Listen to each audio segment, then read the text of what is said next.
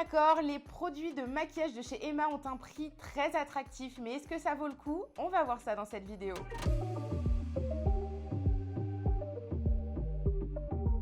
Bien évidemment, je tiens à préciser que tous les produits cosmétiques de chez Emma sont cruelty free et vegan. J'ai appliqué ma base hors caméra puisque j'en ai pas pris, elle ne m'intéressait absolument pas. Et on commence directement avec le fond de teint, donc c'est le Matte Skin Foundation avec un effet matifiant et une haute couvrance. La texture soyeuse offre un haut niveau de couvrance et un effet matifiant sur la durée, parfait pour les peaux normales à grasses, sans parfum, testé dermatologiquement. Au niveau des teintes, vous n'avez pas énormément de choix. Moi, j'ai pris la teinte beige, c'est la deuxième teinte. Oh là, j'en ai peut-être pris un peu trop. La texture est quand même assez crémeuse, fluide, mais assez opaque quand même. Couvrance, peut-être que j'en ai pas assez mis. Alors, au niveau de la teinte, c'est parfait. J'espère qu'il va pas oxyder et foncer. Parce que vraiment, là, j'ai rien à dire au niveau de la teinte. Par contre, haute couvrance, pas du tout.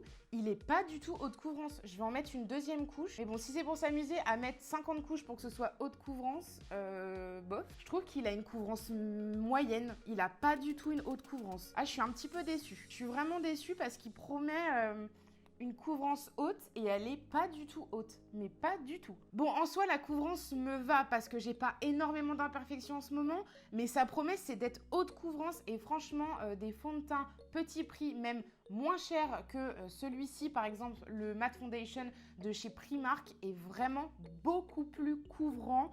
Et je crois qu'il est un peu moins cher ou à peu près le même tarif. L'effet mat, j'espère qu'il va sécher parce que là, je vois que ça luise. Ça brille, pardon. On va voir s'il sèche dans le temps. Mais pour l'instant, l'effet mat n'est également pas présent. J'ai pris l'anti-cerne No More Spot Concealer. Il y en avait plusieurs, mais c'était celui qui me parlait le plus. Et au niveau des teintes et de l'applicateur, c'était celui qui m'intéressait le plus.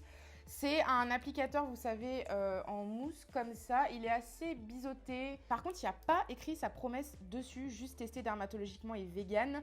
Puisque les produits, en fait, sont vendus comme ça. Vous n'avez pas de petites boîtes de carton ou autre.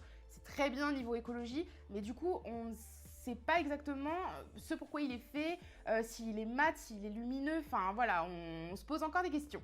Oh, il est peut-être un peu orangé. J'avais hésité avec la teinte un peu plus claire, mais j'avais vraiment trop peur que ce soit trop clair. Et là, c'est un peu orangé, donc bon, on va voir. Bon, la couvrance, elle est absolument pas haute. Il est plutôt, je dirais, basse couvrance à moyenne couvrance. Si vous avez les cernes marquées, il vous les camouflera pas. Mais si elles sont pas très apparentes, je pense que ça peut totalement vous suffire. Parce que la couvrance, elle est pas incroyable. C'est un anti-cerne basse couvrance à moyenne couvrance. J'ai pris une poudre compacte, donc c'est la Fixing Powder et vous aviez une poudre blanche et cette poudre-là qui a des sous-tons un petit peu jaunes avec des petits dessins de bananes à l'intérieur. Je trouvais ça trop mignon. Donc je l'ai prise et on va tester. Il n'y a pas écrit la... Oh, j'ai arraché la promesse.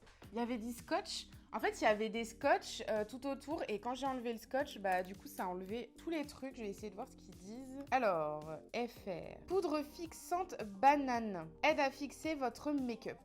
Je vais l'appliquer avec mon pinceau de chez Nosh Beauty que j'ai enfin réussi à tester pour appliquer la poudre avec plus de précision et il est génial. Si vous n'avez pas vu mon crash test sur les produits de la marque Nosh Beauty, je vous le glisse juste ici, n'hésitez pas à y aller parce que franchement, c'est excellent. Leurs produits sont géniaux. Hop, le dessous des yeux. Ça fixe le maquillage. Je vois pas grande différence à part matifier un petit peu le fond de teint qui, comme je vous l'ai dit précédemment, il s'est pas trop séché. Hein. Franchement, il est pas full mat quoi. Si c'est vraiment ce que vous recherchez, un fond de teint très mat, je vous déconseille de partir sur celui-ci parce qu'il ne l'est pas. Bon, la poudre, elle est bien, elle matifie bien le teint. J'espère qu'elle va tenir toute la journée. Mais franchement, ça va, j'aime bien. J'avais un petit peu peur du côté sous-ton jaune. Finalement, ça va, ça passe. Je vous la conseille, elle est plutôt pas mal pour le prix. Je trouve qu'elle vaut le coup. Je vais réchauffer mon teint avec le Shimmering Bronzing Powder. Donc, c'est une poudre bronzante scintillante pour un effet bain de soleil scintillant naturel. Et j'adore les poudres soleil avec des reflets un petit peu satinés. C'est vraiment trop mon truc. Donc, celle-ci, j'arrive pas à l'ouvrir. Faut pas être pressé, hein. Aïe, mais bordel! Ah, ça y est. Ouh, eh ben. Donc, on va la tester. Celle-ci, c'est la Honey Glow. Donc, c'est la 01. C'était la plus claire. Et vu ma carnation de peau, c'était celle qui allait être le plus adaptée. J'ai l'impression qu'il faut en prélever quand même beaucoup. Hein. Elle est hyper naturelle. Non, mais regardez. Le rendu, il est hyper naturel. Si vous avez un type de peau assez clair et que vous aimez les bronzers assez naturels, waouh, je suis choquée. Par contre, les reflets satinés, ils sont assez légers, ils sont pas trop apparents. Du coup, je suis un petit peu déçue. Oh! Alors, c'était peut-être sur le début, ils avaient du mal à être pris sur le pinceau parce que là, on voit bien le côté satiné.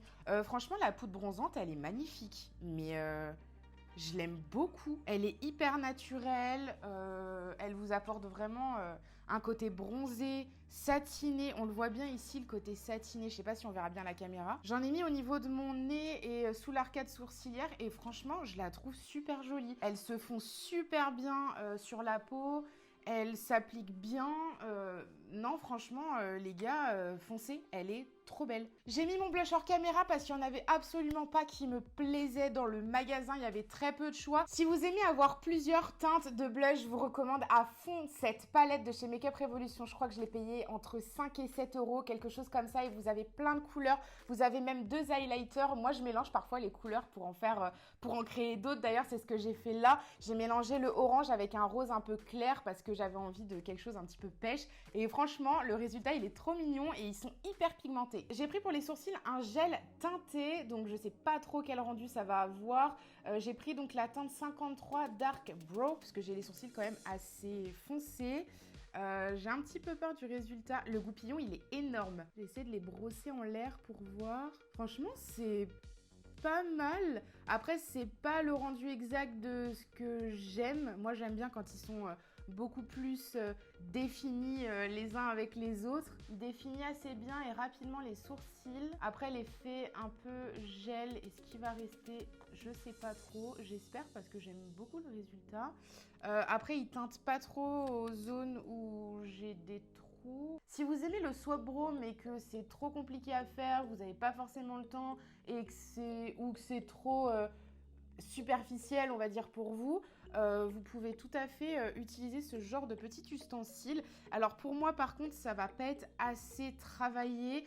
Ça manque, par exemple ici, ça va pas combler mes trous. Donc je vais faire ça hors caméra. J'ai pris pour les yeux des crayons eyeliner, pas de palette de fard à paupières parce que les coloris n'étaient absolument pas intéressantes. C'était assez classique, des couleurs que j'ai déjà dans mes tiroirs.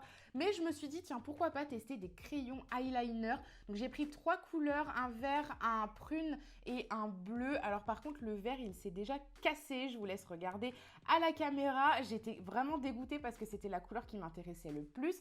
Donc je vais partir sur un liner graphique avec des crayons.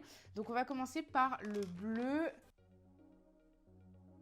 C'est assez crémeux. Par contre, ça manque de précision. La mine, elle est vachement épaisse. Il marque plutôt bien. La couleur, elle est assez jolie. Par contre, le trait, il est énorme. Hein. Franchement, j'aime beaucoup. Je trouve ça beaucoup plus simple à l'application qu'un eyeliner pour faire des liners graphiques. Donc, j'aime énormément. On va tester maintenant le prune et je vais faire un trait au-dessus. Ça manque juste de définition sur la fin si vous voulez quelque chose d'assez pointu parce que les mines sont quand même assez épaisses. Mais je trouve que le résultat, il est vraiment très beau. Les liners, ils sont quand même assez marqués. Pas énormément, ils sont pas très pigmentés, mais la couleur, elle est quand même assez présente. Et le résultat, il est assez joli et je trouve ça hyper fluide. Je préfère des crayons liner que des eyeliners pour faire des liners graphiques. Bon, j'ai tenté tant bien que mal de rattraper la mine du crayon vert. On va quand même le tester. Je suis trop dégoûtée parce que c'était vraiment la couleur que j'avais envie. Et je sais pas où je vais le mettre par contre. Bon, bah, elle est retombée. Je suis deg. Oh! Bon, j'ai fait l'autre œil hors caméra, tant bien que mal, j'ai essayé quand même de retracer la ligne verte, mais on va s'arrêter là, il va aller à la poubelle malheureusement. J'ai pris également un eyeliner Chrome Effect. Franchement, je savais pas du tout à quoi m'attendre. Quand je l'ai ouvert, je me suis dit, mais c'est trop bizarre, on dirait du fard liquide, mais en format liner, enfin bref. Quand je l'ai swatché également, je me suis dit, à mon avis, ça va être un petit peu galère à l'application. Et j'ai envie d'en mettre, mais je pense que je vais faire le dessus de mon œil comme ça. On va tester. Je sais pas trop ce que ça va donner. En plus, je voulais prendre une photo pour poster sur Instagram. En vrai, il y a moyen que je ne le fasse pas. Il est sympa, mais c'est hyper dur à travailler. J'ai l'impression que le truc, il est même carrément vide. Je sais pas trop comment penser, honnêtement. C'est pas... Mon liner graphique de base était sympa. Mais là, c'est trop. Oh là là, la catastrophe. C'est une catastrophe. Je vais retirer ça. J'aime pas du tout, mais pas du tout. Ok, donc tant bien que mal, j'ai essayé de rattraper quelques petites gaffes. Les crayons, en soi, ils sont très bien. Le liner, pas du tout. J'aime pas du tout, que ce soit la couleur, la texture, l'application. Pas du tout. 0 sur 10, 0 sur 20, 0 sur tout ce que vous voulez. 0. J'ai rajouté des fossiles et s'ils vous intéressent, ils viennent de chez Noge. Je vous ai absolument tout mis dans la barre d'informations. J'ai rajouté du mascara sur les cils inférieurs, du col blanc pour faire ressortir le tout. Et puis maintenant, on va passer au rouge à lèvres. J'ai rien pris de transcendant parce que les coloris ne m'intéressaient pas du tout. Mais je suis tombée sur une sorte de baume à lèvres un peu spécial. Il est couleur pêche. C'est le 02 Milano. Et j'ai trop craqué parce que je trouvais ça trop mignon. Et en fait, il est censé réagir au pH des lèvres, donc à la couleur de vos lèvres. Donc on va tester ça. Il est un peu glossé, enfin satiné plutôt. Il a un effet un petit peu rose. Bon, je pense qu'il faut encore attendre un petit peu. Mais à mon avis, je vais avoir les lèvres hyper roses. Moi, je voulais plutôt quelque chose d'un petit peu pêche. Franchement, c'est pas mal parce que si vous avez envie d'avoir une petite note de couleur, mais en même temps nourrir en profondeur vos lèvres, je trouve que c'est super. Après, la couleur varie bien évidemment en fonction du pH de chacun, donc ne vous attendez pas à avoir exactement la même couleur que moi.